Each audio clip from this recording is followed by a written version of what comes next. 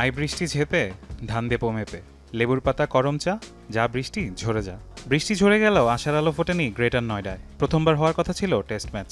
আফগানিস্তান নিউজিল্যান্ডকে স্বাগত জানানোর অপেক্ষায় ছিল ভারতের নতুন এই স্টেডিয়াম, কিন্তু বেরসিক বৃষ্টিতে খেলার অনুপযোগী হয়ে পড়ে মাঠ। মাঝে রোদ দেখা গেলেও আউটফিল্ডের অবস্থা ছিল করুণ। মাঠকর্মীরা অবশ্য নিজেদের চেষ্টার কমতি রাখেননি। ফ্যান দিয়ে মাঠ শুকানোর চেষ্টার পাশাপাশি আউটফিল্ডের ভেজা অংশের ঘাসের ব্লক তুলে বসানো হয়েছিল নতুন ব্লক। এলো ভিশন মুশকিল আসান অফার। যে কোনো ব্র্যান্ডের পুরনো ফ্রিজ নিয়ে চলে আসুন ভিশন শোরুমে আর নিয়ে যান নতুন ভিশন ফ্রিজ 20% পর্যন্ত ছাড়। এত কিছুর পরও হয়নি টস।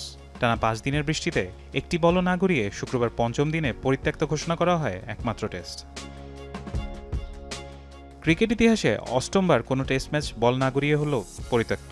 1933 সালের পর উপমহাদেশে 700-র বেশি টেস্ট হলেও এর আগে কখনো এমন ঘটনা ঘটেনি। উপমহাদেশের 91 বছরে 730 টেস্ট ম্যাচের ইতিহাসে প্রথমবার ঘটল এমন ঘটনা। শেষবার 1998 সালে ডানেডিনে প্রবল বর্ষণে তৃতীয় দিনে বাতিল হয় নিউজিল্যান্ড ভারতের ম্যাচ। 1998 সালে পাকিস্তানের ফয়সালাবাদে জিম্বাবুয়ে পাকিস্তান টেস্ট ম্যাচটিও পরিত্যক্ত হয়। সেবার অবশ্য কারণ ছিল ঘন কুয়াশা। 8 পরিত্যক্ত টেস্টে চতুর্থবার, 11 বাতিল টেস্টে পঞ্চমবারই জড়িয়ে থাকল নিউজিল্যান্ডের নাম। সকালে আফগানিস্তান ক্রিকেট বোর্ড এক আনুষ্ঠানিক বার্তায় জানায়, টানা বৃষ্টি হচ্ছে, ম্যাচ পরিত্যক্ত। প্রথমবারের মতো নিউজিল্যান্ডের বিপক্ষে খেলা টেস্ট নিশ্চিতভাবে আফগানিস্তানের ক্রিকেটের ইতিহাসের অংশ হওয়ার কথা ছিল। ম্যাচ না হওয়ার পরও অবশ্য ইতিহাসের অংশ হয়ে গেল এই ম্যাচ।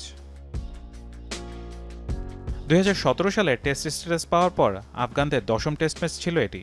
অপরদিকে শ্রীলঙ্কা ও ভারতে 5 টেস্ট খেলার আগে এই ম্যাচ দিয়ে নিজেদের ঝালাই করে নিতে চেয়েছিল কিউইরা। ফারহান ইসান, যমুনা স্পোর্টস।